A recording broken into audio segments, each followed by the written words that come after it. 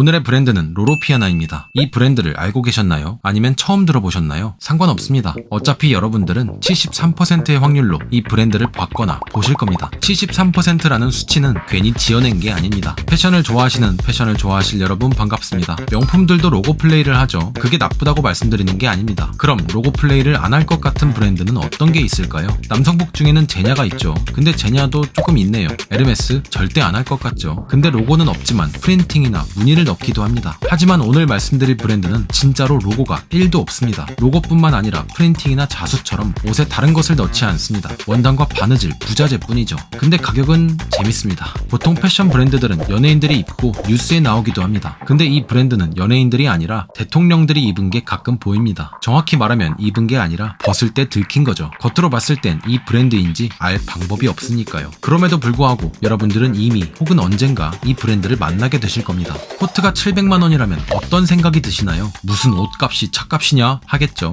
여긴 진짜로 그랜저 값과 비슷합니다. 4천만 원짜리 코트를 파는 브랜드, 오늘은 브랜드 로로피아나 이야기입니다. 명품 브랜드는 대부분 만든 사람이 존재합니다. 크리스찬 디올이 만든 디올, 코코 샤넬이 만든 샤넬, 모두 한 명의 디자이너로부터 시작되었죠. 하지만 로로피아나는 조금 다릅니다. 한 명이 아닌 한 가문으로부터 이야기는 시작됩니다. 1800년대 초반 이탈리아 북부 지역에서 양모를 판매하는 한 업체가 있었습니다. 그 업체를 운영하는 가문이 바로 로로피아나였죠. 로로피아나 가문은 약 100년 동안 양모 장사를 이어갑니다. 엄청나게 대단한 회사는 아니었습니다. 그때까지 회사 이름은커녕 회사 자체가 없었으니까요. 로로피아나 가문은 그냥 원단을 파는 집안이었죠. 하지만 100년이라는 시간은 무시하지 못할 겁니다. 그 긴 기간 동안 로로피아나 가문은 어떤 노력을 했을까요? 이 부분에 대해선 자료가 부족하지만 추측은 할 수 있습니다. 잠시 후의 내용을 통해 여러분도 추측해보세요. 1914년 1차 세계대전이 일어납니다. 이탈리아 역시 참전했고 전쟁은 약 5년 후에 끝나죠. 그때부터 로로피아나 가문은 웃기 시작합니다. 세계대전 이후 피해를 본 사람도 많겠지만 막대한 이득을 본 사람도 분명히 있을 겁니다. 가난한 사람도 늘어났지만 막대한 부를 쟁취한 사람도 있었죠. 정확히 그래서인지는 모르지만 전쟁이 끝나고 고급 원단에 대한 수요가 늘어났습니다. 유럽뿐만 아니라 미국, 일본까지도요. 이탈리아에서 원단을 팔던 로로피아나는 이때부터 폭발적으로 성장합니다. 아까 추측을 다시 꺼내볼게요. 로로피아나는 지난 100년 동안 어떤 노력을 했을까요? 평범한 원단의 대량 생산보다는 아마도 고급 원단 개발에 투자하지 않았을까 생각됩니다. 저렴한 원단을 생산하던 공장을 하루아침에 고급화시키기는 어려울 것 같거든요. 어쨌든 운때가 맞아 폭발적으로 성장한 로로피아나는 1924년 장사한 지 100년 만에 드디어 회사를 만듭니다. 회사 이름은 가문의 이름을 따와 로로피아나로 지었죠. 그리고 또 한 번의 전쟁, 2차 세계대전이 일어나고 세상이 변합니다. 잠깐 현재로 돌아와 생각해보면 경제가 어렵다, 힘들다 하지만 우리는 심심찮게 뉴스에서 명품 소비 증가라는 말을 듣곤 하죠. 경제가 어렵던 말던 부자들은 항상 존재해왔고 2차 세계대전 이후에도 부자들은 엄청난 소비를 했을 겁니다. 로로피아나는 그때부터 고급 울과 캐시미어를 수출하기 시작했고 본격적으로 전 세계 부자들에게 명성을 알리기 시작합니다. 런던의 세련된 테일러부터 파리, 뉴욕, 도쿄 최고의 디자이너들은 로로피아나의 원단을 사용했죠. 입생로랑, 아르마니 등등 시대를 대표하는 컬렉션에 로로피아나의 원단과 실이 공급되었습니다. 로로피아나는 점점 섬유에 대해 집요하게 연구합니다. 캐시미어 하면 굉장히 고급 원단으로 알려져 있죠. 근데 같은 캐시미어 스웨터라도 어디선 5만원, 어디서는 수십만원에 판매하기도 합니다. 브랜드가 달라서도 있지만 캐시미어 등급이 다양하기 때문도 있습니다. 염소의 품종에 따라, 나이에 따라, 부위에 따라 털의 종류가 다르죠. 로로피아나는 그 중에서 가장 최고급인 몽골에 서식하는 새끼 염소 속털에서 얻은 베이비 캐시미어를 최초로 사용합니다. 그렇게 최고급 원단을 생산하면서 동시에 옷을 만들기 위한 준비를 시작합니다. 다른 브랜드보다 준비할 게 별로 없었을 겁니다. 옷에서 가장 많은 부분을 차지하는 원단을 로로피아나는 이미 갖고 있으니까요. 1980년대가 되면서 로로피아나는 드디어 옷을 만들기 시작합니다. 수직적으로 옷을 만들었죠. 수직적이라는 게 무슨 말이냐면 일단 캐시미어 스웨터를 만든다고 생각해 볼게요. 로로피아나는 이미 몽골에 캐시미어를 수확하고 가공하는 시설이 있었습니다. 거기서 원자재를 받아 이탈리아의 공장으로 보내고 이탈리아 공장에서 캐시미어 원단을 짠 다음 자기네 생산 시설로 보냅니다. 거기서 최종으로 옷이 완성되고 완성된 옷은 전 세계의 로로피아나 매장으로 보내는 거죠. 보통 이렇게 자체적으로 모든 걸 해결하는 이유는 가격 때문입니다. 원단을 떼오고 공장에 맡기고 판매까지 맡긴다면 중간에 수수료가 생기기 때문이죠. 이것들을 자체적으로 해결해서 가격을 낮춘 브랜드 중 하나가 자라입니다. 하지만 로로피아나는 가격을 낮추기 위해서가 아니라 품질을 위해서였습니다. 모든 과정을 자체적으로 하면 모든 과정을 확인할 수 있기 때문이었죠. 원단만 보더라도 어떤 나라에서 어떤 동물로부터 어떻게 획득한 털인지 공장을 보더라도 제대로 되는지 바로바로 체크할 수 있습니다. 게다가 생산량도 조절해서 희소성을 유지할 수 있었죠. 그렇게 작정하고 만든 고급 옷은 얼마일까요? 스웨터를 보면 그렇다면 저렴하게는 100만원대부터 캐시미어나 아까 말씀드린 베이비 캐시미어는 300만원 이상, 그리고 이건 700만원이네요. 비쿠냐라는 동물의 털을 사용했기 때문인데요. 그럼 그 비쿠냐를 사용한 코트는 얼마일까요? 3,900만원입니다.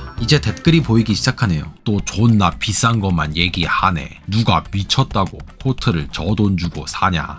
그쵸, 비쌉니다. 좋은 원단이고 장인이고 나발이고 접하기 어려운 가격이죠. 제가 처음에 말씀드렸습니다. 여러분들은 73%의 확률로 이 브랜드를 접하실 거라고요. 그건 로로피아나의 옷이 아니라 원단입니다. 오늘의 진짜 이야기, 로로피아나의 원단 이야기입니다. 우선 73%는 어떻게 나왔는지부터 말씀드리면, 남자가 결혼할 확률입니다. 결혼할 때 남자는 양복을 맞추게 되고 양복점에 가면 양복 원단을 고르게 됩니다. 그 많은 원단 중에 로로피아나 원단이 있죠. 로로피아나 원단은 다른 원단보다 비쌉니다. 문제는 왜 비싼지 모른다는 점이죠. 괜히 비싸니까 부드러운 것 같긴 한데 꼭 부드럽다고 좋은 원단은 아니죠. 그냥 비싸다고 선택하고 비싸니까 제외하는 건 아쉽지 않을까요? 로로피아나의 원단은 뭐가 다른지, 왜 비싼지 알아보도록 하겠습니다. 먼저 쉽게 말씀드리면 아크테릭스 같은 브랜드와 반대라고 생각하시면 됩니다. 아웃도어는 새로운 원단을 개발하고 발명하는 반면, 로로피아나는 기존에 존재하는 희귀하고 귀한 원자재를 발견합니다. 조금 더 좋은 캐시미어, 조금 더 부드럽고 희귀한 동물들을 찾아다니죠. 중국 북부나 몽골의 아기 염소 캐시미어, 안데스 산맥의 비쿠냐, 호주와 뉴질랜드의 메리노 울 등등 세상에 숨겨진 귀한 재료들을 찾아다닙니다. 하지만 재료를 찾는 과정은 원단의 일부분입니다. 원단이 만들어지는 과정을 간략하게 설명드릴게요. 먼저 우리가 가장 많이 사용하는 면은 식물, 울은 동물로부터 나옵니다. 그러니까 동물이나 식물을 키우는 사람이 필요하겠죠. 동물을 키운 다음 그 동물의 털을 깎는 사람이 필요합니다. 그 다음 털을 가공해서 실로 만드는 공장, 그 실로 원단을 짜는 공장이 필요하죠. 염색하는 공장에서 그 원단에 색을 입히고 마지막으로 완성된 원단을 검수하는 업체가 필요합니다. 이 과정을 하나씩 볼게요.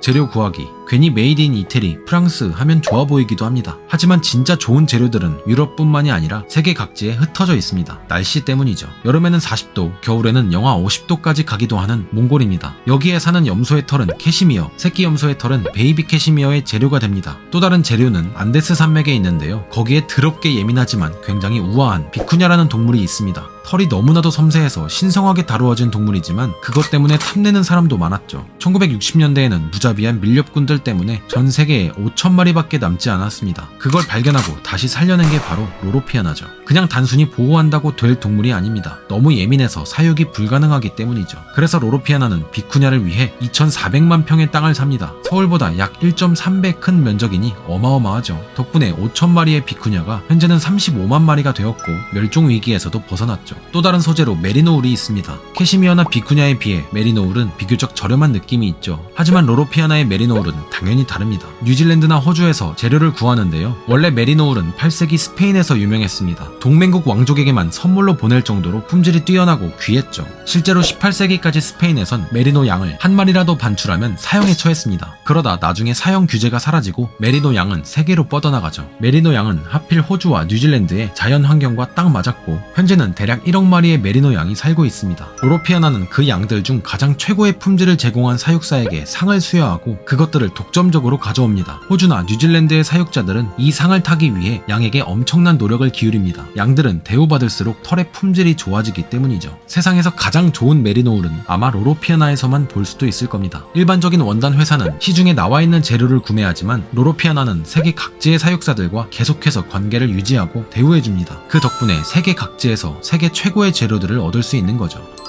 비쿠냐는 굉장히 예민한 동물입니다. 비쿠냐가 힘들지 않도록 털은 2년에 한 번씩만 조심히 깎아줍니다. 비쿠냐는 겨우 250g의 털을 생산하고 이것마저 부드러운 것만 정제하면 120g만 남습니다. 스웨터 하나는 6마리, 코트는 35마리가 필요하죠. 베이비 캐시미어도 만만치 않습니다. 1년이 채 되지 않은 새끼 염소의 털인데 깎지 않고 빗질을 통해 얻어냅니다. 새끼 염소라 크기도 작아서 한 마리당 80g밖에 얻지 못하죠. 그 염소가 자라면 일반 캐시미어 털을 수확하는데 이것도 그냥 깎지 않습니다. 염소는 빗질할 때 스트레스를 받으면 털이 빳빳해지는데요. 이걸 방지하기 위해 사육사는 염소와 친해지는 과정을 겪습니다. 물론 로로피아나가 그만큼 대우를 해주기 때문이겠죠. 원래 최상급 캐시미어는 몽골과 중국의 염소로부터 나옵니다. 그 안에서도 최상급의 상태로 털을 얻어내는 거죠. 실로 짜기, 여기서부턴 최신 기술이 들어갑니다. 과학자들이 참여하는데요. 다양한 국가에서 도착하는 캐시미어 같은 재료들이 엄격한 기준을 충족하는지 확인합니다. 확인된 재료들은 물과 기름으로 세탁하는데요. 그 과정에서 재료가 부드러운 질감을 갖게 됩니다. 그 다음 재료를 가공하는데 여기서는 60년 된 옛날 기술을 사용합니다. 수백 개의 나무 막대를 따라 굴러가고 금속을 통해 말리게 되면 이렇게 부드러운 종이처럼 바뀌게 됩니다. 이 종이를 꼬아서 실을 만드는 거죠.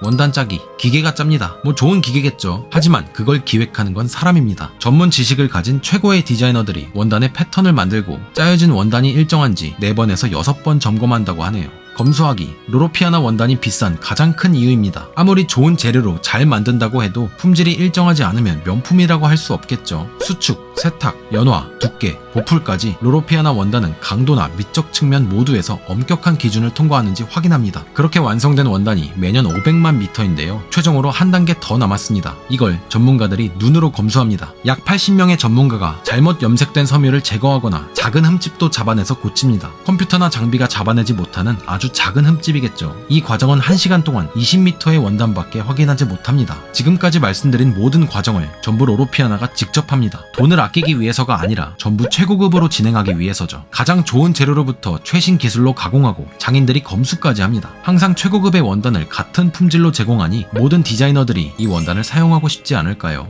그럼에도 불구하고 여러분들이 만약 처음으로 양복을 맞추러 가신다면 로로피아나 원단은 피하시길 권장드립니다. 아무리 잘 만든 원단이라도 그 원단을 입는 사람이 느끼지 못한다면 의미가 없을 테니까요. 비교적 저렴한 원단도 입어보고 그 후에 고급, 그 후에 최고급을 입어봐야 어떤 게 나은지 느낄 수 있지 않을까요? 그래도 나는 한 번 사는 정장 로로피아나 사야겠다 라고 생각하신다면 어떤 로로피아나 원단이 있는지, 여러분이 원하는 특징은 어떤 건지 맞춤 정장 사장님에게 꼭 여쭤보세요. 로로피아나에는 진짜 어마어마하게 많은 원단이 있거든요. 제가 오늘 준비한 이야기는 여기까지입니다. 친환경, 에코, 탄소 중립 이런 단어들 들어보셨을 겁니다. 로로피아나도 지속 가능성 뭐 그런 말을 합니다. 저는 이런 단어들이 그렇게 와닿지는 않습니다. 그래서 좋은 옷이냐가 더 중요하죠. 근데 로로피아나는 진짜로 지속 가능성이 중요합니다. 최고 품질의 털들은 공장처럼 찍어낼 수 없기 때문이죠. 계속해서 동물들에게 잘해주고 그걸 키우는 사육사에게도 좋은 대우를 해줘야 앞으로도 꾸준히 좋은 재료를 얻을 수 있을 겁니다. 결과적으로 멸종 위기종인 비쿠냐도 살려낸 걸 보면 이런 게 상부상조가 아닌가 싶은 생각이 듭니다. 여러분이 비쿠냐 코트를 입는 날이 오길 바라며 저는 다음에 재밌는 패션 이야기로 돌아오겠습니다. 감사합니다.